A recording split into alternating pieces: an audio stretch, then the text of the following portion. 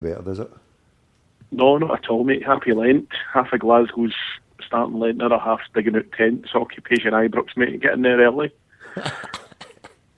What was that all about? I missed that Occupation Ibrox. What was it? What was the gist of it? I think it's one of those message board things where they work, and I don't know if it was a boy behind enemy lines type on one of their pages, but the suggestion was that a collective group of them all get tents and get into the debt dome and pitched tents on the park and held a protest for that. What they were going to do, mate, I don't know. It's quite ironic, isn't it? 20 years on, see, when the Bunnet walked in, and we were a laughing stock 20 years ago, weren't we? It's morally the regret is that the poor Celtic fans at that time who are no longer with us, God rest their souls, can't see their own being reversed, mate, you know. Well, I would like to think that they've bought a ticket for the big paradise in the sky, because through their life, those wonderful Celtic fans of old were great individuals, wonderful people who did a lot of good for their community, their families, and they're in a good place now, sitting with all the great Celts and reliving the occasion. So I would like to think that there is a God and there is a justice, and that those people have not only seen it, but they've had a front row seat, and not only that, they've even seen the future. So there you go, put that in your pipe and smoke it for lead, Parrot. Have faith and keep belief. That's believe it. Righteous word, mate. Righteous word. That's me back to chai lattes for 40 days, mate. Oh. Making confections passing these lips, mate. No chocolate or biscuit crumbs in these feathers, baby, I tell you. Give us a prediction. Do you think this Kiev, Ukraine situation is going to last all the way through to Lent? Do you think become Easter this is going to go down? This is a bad thing. It's quite ironic, actually. I'm not a big political animal. I sort of used to dip my toe in with my old job and that, but it's quite ironic. He's Putin's sabre rattling has sort of been quite effective up in the Baltic states as well. I was reading earlier on that Lithuania, Estonia and Latvia respectively are quite glad that they're sort of under NATO's shield, you know, and Lithuania is going to be the last one joining the Euro. You know, they remember days of old, and it was before the communism, and obviously Mother Russia, where under the Tsarist regime always sort of dipped their toes in, much like the British Empire did with Ireland, etc. You know, they sort of dipped their toes in to see how much they could get. So it was interesting to see the Polish moving forces east as well, mate. You know, and you're part of NATO now, so very interesting. But I thought it was hilarious Britain sending Haig over, you know. I mean, he's as much good with a Kiev as every fucking Iceland buying one, isn't he? Indeed. And do you know that the last, sorry to interrupt, do you know the last conflict there, the Crimean War, I can't even say it right, the Crimean War, Crimean War, aye. Do you know who was famous for that war, who became famous for there? Florence Nightingale. Indeed, Florence. And that's where the famous article of clothing, the balaclava, started. Ah. And after the battle and the famous rider Charge of the Light Brigade, that's where that came in as well. I'm a historian. I'd put everybody to fucking sleep, mate, you know. And the stuff that I was checking out earlier on, because I had to do a wee quick history lesson myself, that it was tied in completely with the decline of the Ottoman Empire, and at the time it was the Greeks, the people who had control of the Muslims had always allowed Christians, or the Christians were always allowed to be, you know, there were always churches and synagogues always in that region, you know, because even though it was under Islamic overall control, the people of the book is described under Islamic faith would always be allowed to practice their faith, and they did for, you know, centuries in that region. And that war, what happened was that the people, at the end of it, at the start of it, it was, I'll just need to double check, but I think it was the Greek Orthodox, and the war was between the Russians, and by the end of it, I think it was the Roman Catholics who had control of it, because the Russians were defeated, and if you look at the three, the Orthodox Russian, the Orthodox Greek, and then you had the Roman Catholic faith, from that. So I think that's what was I have to double check what was the final outcome of that. I think it's also it's very apparent that obviously that's the reason my lot landed here, is that the Tsarist Russia underneath the Russian Orthodox religion, they sort of parked out all the Christians, primarily Catholics, and the Jewish folk out of Lithuania. You know, the Cossacks were sent in to part them out, sort of thing, mate. So it's quite... And you look at the Ukrainians actually had their own Waffen-SS division during World War II. They sided up with the Germans against Russia, you know, against Stalin's communist state. And obviously, when the right get kicked out, and obviously Uncle Joe took back over, there would have been repercussions, mate, you know. So there's a long-term thing, but there's things always going to happen around there, isn't it? It's the way, for me now, maybe you're talking about the previous war in that area, that was all about the trade routes at that time, and now it's all oil, you know what I mean? If it was one of the remote bits of Russia where nobody'd ever heard, they needed to be more on their arse, mates, because it's near all the pipelines, and wouldn't they put in any harm to get a warmed water sea base, mate, you know, for 140 years. That's what the Russians have always wanted, mate, you know. I'm just reading at the end of the war with that, sort of going back to the Battle of Balaclava, the humiliating defeat of the charge of the Light Brigade. In Parliament, the Tories demanded an accounting of all soldiers, cavalry and sailors sent to Crimea. So obviously that was one of fucking Salary's ancestors in there wanting to demand an account. We want to know everything. We want to know everything that happened. Well, I remember seeing one of the movies, I can't remember the exact name, but it was the one that's the precursor to Zulu, where the British Army had been wiped out by the African tribes, out by the Zulu tribes, and you see the old quartermaster sergeant saying, I've got to account for every cartridge shell, you know, just unbelievable bureaucracy then, mate, you know. And look at this, see, after Russia had incurred such a large war debt from the Crimean War that Alexander II, realising the difficulty of defending Alaska, decided to sell it off to a third party. Yeah, America bought it, didn't they? In 1867. No valuable minerals, let alone gold or oil, were discovered in Alaska until 1880, 13 years after that sale. Aye, right.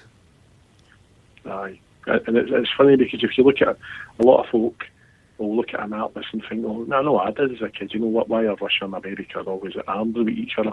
And you used to see it maybe the difference, the travelling distance between Washington and Moscow. But then you look at the other end, at the eastern side of Russia, and obviously Alaska. I mean, I doubt to be global warming you'd still be able to do it, but at one time you used to be able to walk between the two continents. That's right. Aye. So no, it's interesting times, mate. I mean, hopefully it doesn't escalate further than them all do. But it's an information war, isn't it? There's various Twitter accounts and news parties and putting out stuff, mate, but I don't know why Britain's getting involved. Jesus Christ, you know, I mean, above... Whenever there's a war, Britain's in there, mate, knee deep in it. No, I think it's apparent in the last 10 years, you've seen even, probably after World War One, maybe getting into World War Two, that was Britain finished as a world power. You know, the debt for World War One alone strangled the country, so that finished it off. And America picked up the role as world policeman and did what they did, they thought was right. And their days are finished now, mate. They can't afford to, they've not got the people to man their ships, etc. So, the Mediterranean will be interesting for a few months if you're booking a Club Med holiday at your own fucking peril, like, you know. I was just checking this out, just with this thing with the Church of the Nativity. It was previously held by the Greek Orthodox Church, but after the Crimean War, then it was the Roman Catholic Church as a supreme Christian authority with control over the holy places, you know. Right. No, I was watching, I think if you're short to start, and BBC Two had that old World War One programme on again, and all the royal family cousins. It's quite ironic to think the British monarchy's the only one that survived it, isn't it? I mean, the Kaiser was dispatched, the Tsar obviously vanished, and Britain's the only one still going strong. You see, everything about, I mean, if you look at the last few hundred years, in the rise of the nation state, it's been the bloodiest episode in human history for the amount of deaths, and it's nothing about religion that's tied to it, you know. And then you delve deeper than that. These are three cousins, grandchildren of Victoria, right?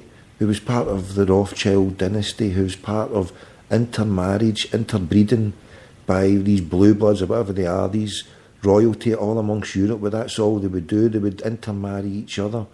And, well, the way they evolved, and they're shape-shifting reptilians, and maybe not in the way that David Icke would do, but what I would say is they're so clever and devious and adept that how they change their form and appearance, not I'm talking about anything other, they're just human beings, right? If you want to take it out, I'm not saying anything like that, but if you look at Vladimir Putin, he was part of the KGB, right, and he was part of the communist system. If you look at communism in China, how it's adapted to capitalism, if you analyse the whole capitalist communist ideology was just basically something that was put out there by the leaders and controllers of the world, because there's no two-way doubts about it. The Soviet Union, I mean, if you look at Karl Marx, his one of his sayings was, the dominant views of society are set out by the leaders of society. And he's buried in London, isn't he? So I went to his grave when I was a kid. Yeah, well, I mean, if you look at it, the communist ideology, so he was part of the establishment. The dominant views of society are set out by the establishment, and so you look at communism, and then they used it. If you look, I mean, that bit there about how the Tsar Alexander had to sell Alaska because of this war, and if you look, that these people, because the bankers who gave, they clearly, let's just take this out of Wikipedia, so his debt, right, his debt, if you look at the nation states and if you look at the countries with the debt, with these kings who were related to each other, intermarried, would fight wars, Prussia, Austria, Hungary, the Britain, all fighting each other, and then the debt is then passed on as a burden to the nation.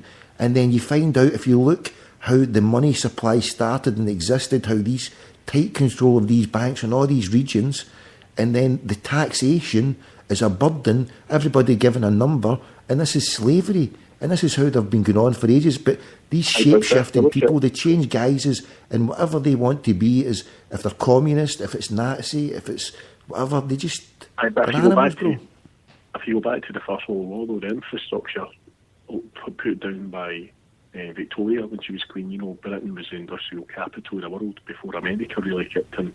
But when you talk about the Russians, I mean, the poor old Tsar, when they sort of realised they had to have an industrialisation of the country, they were a rural peasant nation, and when they put a railroad in, and don't get me wrong, it's easy to put a railroad right through Britain because it's one of the biggest countries, whereas Russia, it was a different story, Trans-Siberian Express, etc. But instead of running two simultaneous tracks, one going one way, one going the other, he thought he'd save money by just putting one track in.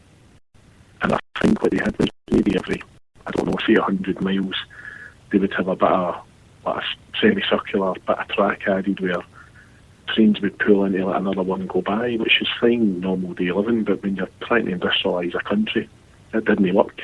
And that's how they failed, especially, I think they did the Russian-Jap war and Japanese war in 1904, 1905, and that caused great anguish. And with the German Kaiser, I mean, poor old Willie, the record shows he wasn't the full shilling, to be polite, and he sort of, whereas Britain needed a two-tier navy, they needed a navy twice as big as any other navy in the world, primarily because they were the biggest exporter and they were an island, and they needed these ships to protect their interests, their trade.